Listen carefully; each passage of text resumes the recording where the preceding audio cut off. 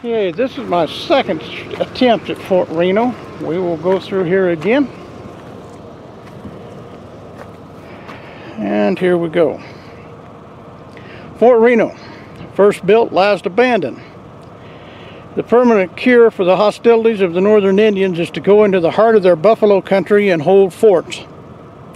This was the military strategy as outlined by Lieutenant Colonel William O. Collins.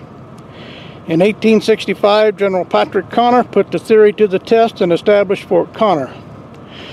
Colonel Henry Carrington continued the policy by enlarging the fort, now named Fort Reno. The strategy continued until the post was abandoned as part of the 1868 Fort Laramie Treaty. As the oldest post on the Bozeman Trail, Fort Reno's 3-year history never fully confirmed the logic of the military strategy. The post could be held, but this had little effect on the Indian movement and activities around them, as the tribesmen fought and harassed travelers from the Bighorn River to the Platte in spite of the forts.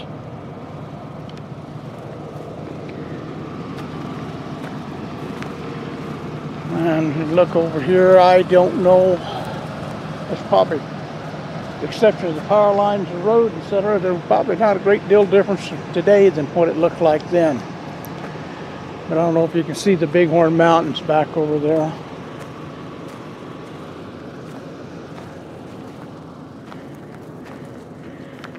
And here we go again. Fort Reno, evolving Bozeman Trail bastion. As with many military posts, Fort Reno evolved from a vulnerable tent city named Fort Connor to a bastion on the plains. Established in August of 1865 by General Patrick E. Connor and the Company C and D of the 5th U.S. Volunteers, the first post in Powder River country consisted of a cluster of crudely built barracks, warehouses, and work buildings. Renamed Fort Reno and given the mission of protecting the Bozeman Trail, the fort underwent many changes. A new sawmill, the introduction of stone and brick masons, and the strengthening of the garrison led to changes in construction. During its 3-year existence, the post developed into a stockaded fortress made of sawn lumber, stone, brick, capable of housing a garrison of 4 companies. Following its abandonment in 1868, the post was destroyed by fire of unknown origin.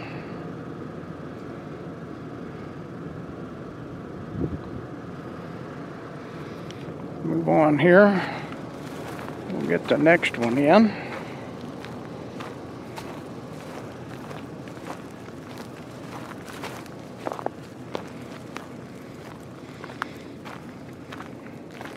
All of this is here alongside the road.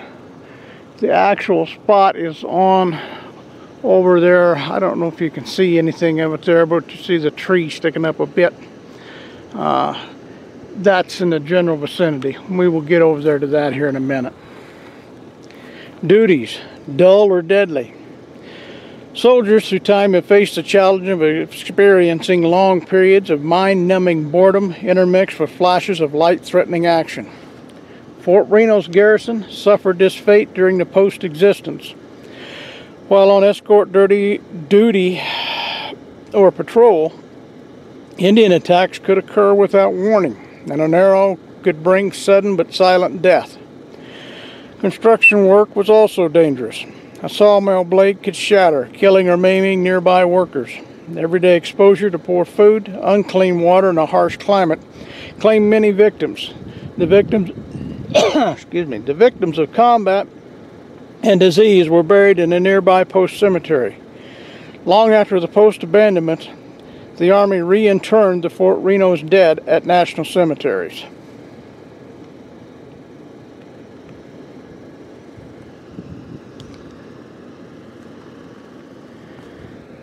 And water would have been a quality issue because the Powder River carries a lot of fine sediment and is always dirty, even in the spring runoff.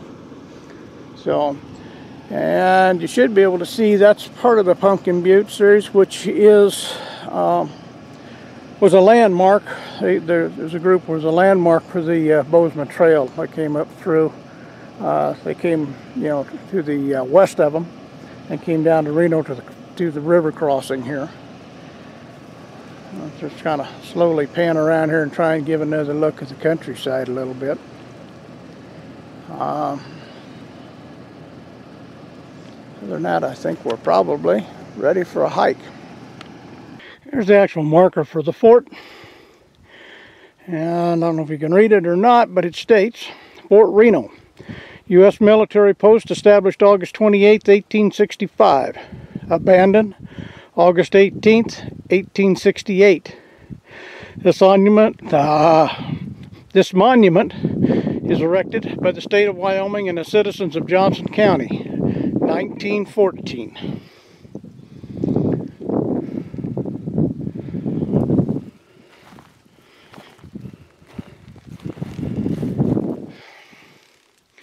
As you can see, there's really no real strong evidence of the existence of the fort. I would suppose if one would walk closely, they might find and see notes and depression from where something was. But as a general rule, it's pretty much gone. It's all a memory. And here on the back side of this is the National Register of Historic Places, Wyoming place number 41, Fort Reno. I'm going to walk around here a bit, see if we can see anything to make any sense. You see all the cottonwood trees down here. I'll slowly kind of pan across here. That is the Powder River. And the reason the fort was here, I don't know where it is exactly down here, but there's a crossing to the Powder River. The Powder River it can be crossed, but you have to know where to cross it, because it's laden with quicksand. It's a very unfriendly stream of water, and it carries a lot of fine sediment.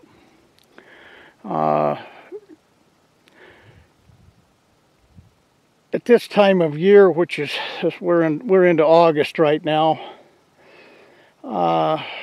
the depth of the water, the comment is an inch deep and a mile wide.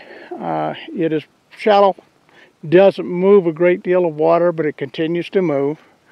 Probably moves more water than I think, but that's the way it is. And when you look at this country, other than the little bit of buildings that we can see here, the fence line still posts this monument. This is probably pretty much how it looked.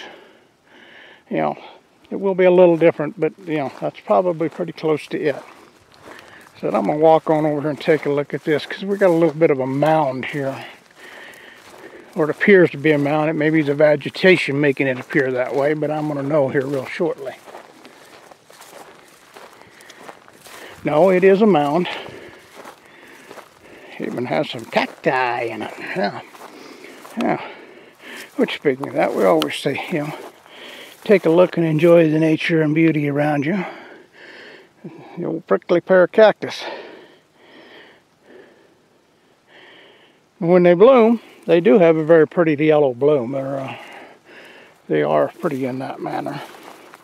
I'm saying, looking at the rocks in here, that this was probably part of the fort right here, because these rocks were probably brought in and over the years after the fire, 'cause I'm guessing that probably is the case. Could be wrong, but that's my guess.